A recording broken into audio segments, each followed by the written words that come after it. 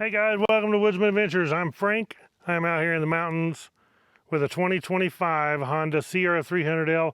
I just want to go through you today with my top 5 mods that I would do, and this is just my opinion. Other people have other opinions on how they place their mods and as number 1 to number 5 or different mods. But this is the mods that I would recommend you do, that I would do to mine. This is my buddy's 2025 Honda CRF300L, and this is the mods we did to it because I believe this was the most important mods that he needed so he could get out and explore, make his ride a lot better. And I will show you what these mods are in the order 1 through 5. You can mix them up however you want, but this is just the way I would do it. So let's start with number 1. So number 1, as far as what I would do, is put a skid plate on it. The biggest part about the CRF300L is it comes with no protection whatsoever as far as a skid plate, and you can bash this thing on rocks from the bottom side and bust an engine case. You can actually throw a rock off the front tire, crack your engine case. This is an Acerbis skid plate, and as far as protection, it's got real good protection. It's made out of durable plastic, so it's not going to make a lot of noise like the aluminum ones do. I really like the plastic skid plates better. This is very thick stuff. Also, as you can see, it does go around. It protects your water pump. It also protects your oil filter cover right here. So as I said, number 1, a Acerbis skid plate. Get some protection on your bike before something happens that you are going to dread down the road. Number 2 is going to be some good hand guards. They serve a couple purposes. For one, they protect you from brush coming down through the trail, hitting brush and whacking your hands. Also, it's wind protection. It's also protection against your levers on your bars, so you're not having to worry so much about bending or breaking a brake lever or a clutch lever. And these are the Zeta drop-down bend handlebars with the XC protectors. Very good, very solid. I have bashed these things. I have dropped them. I've dropped it on rocks. I've beat these things around on my CRF300L, and they are just super tough. And these are some great hand guards for the Honda CRF300L at number 2. So coming in at number 3 is the Flatland Racing aluminum radiator guard. This thing offers super protection. It offers side bash protection if you used to fall over from the side, smashing the radiator in, which you very well can do on the stock. It also offers protection as far as sticks jabbing in. You see these small holes. The factory plastic louvers, they'll just smash. You'll poke right through the radiator like nothing. This is super solid. People have questioned, do these cool as good? I have never had, in the time I've owned my 2022 CRF300L, a cooling issue at all. It cools just fine with this. It pulls in plenty of air, cools the bike. You do have front to rear protection. So if you crash to the front, to the back, it pushes on it. It's actually braced. You can see there's aluminum brace here under the radiator shroud. It comes back and then it clamps to your frame right here. So that gives you the front to rear protection. This thing is going to make your radiator really solid and protected. Now, one note, if you do have an Acerbis tank like this right here on your Honda CRF300L, no matter what year it is, the bottom bracket here does not work. I'll show you an image here of what I have to do. Even the bracket, though they made it for the larger fuel tank, they obviously made it for an IMS fuel tank, not the Acerbis. I do not like the IMS tank at all, so I would not recommend one of them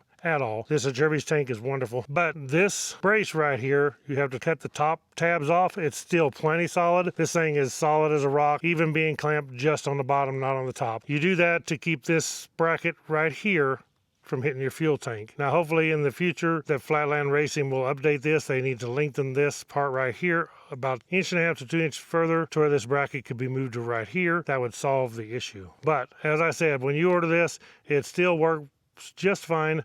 You just need to cut the 2 top tabs off of this bracket if you have the Acerbis fuel tank. If you have the stock fuel tank, you're just fine. No worries. So coming in at number 4 is a cargo rack. This here is so you can haul luggage. Without this, all you have is a fender here and a couple little bolts that are just kind of worthless. This is a plastic cargo rack, and it is super solid. I love it because it's such a wide, flat platform.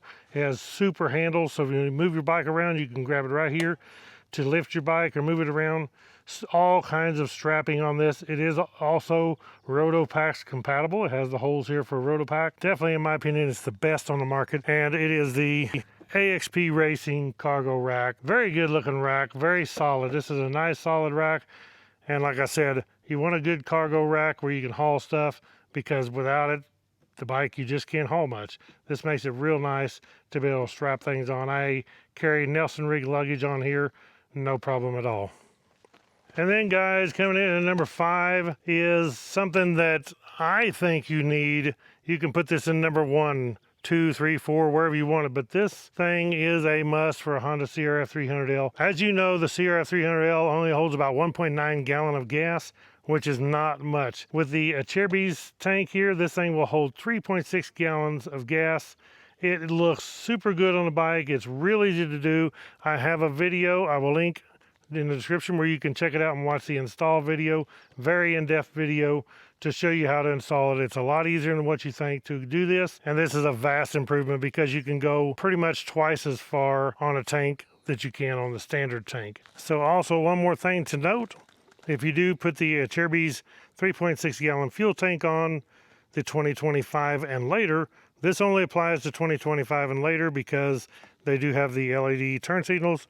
But if you do, these turn signals will hit in the factory position. They will hit the tank.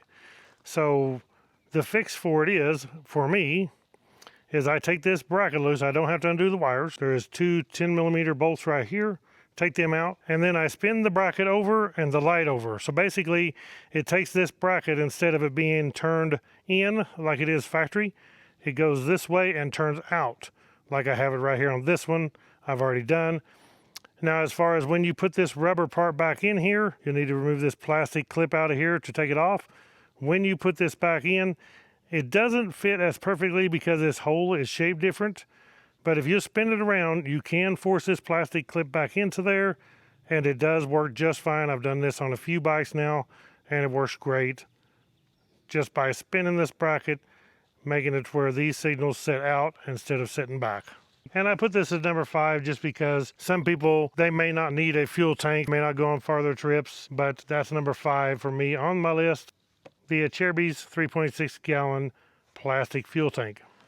Okay guys, so there you go. That is my top 5 mods that you should do and can do to a Honda CRF300L. This is a 2025 model, but all these mods will apply to any of the Honda CRF300Ls. But there you guys go. As I said, take these in order however you want. In my opinion, this is what it should be done, 1 through 5. Thank you all for watching Woodzman Adventures. All the links to everything on this top 5 list is in the description. God bless you all. Click that thumbs up, hit the subscribe, hit the bell icon so you'll be notified when I put out a new video. And we'll catch you all in the next adventure. Ride on.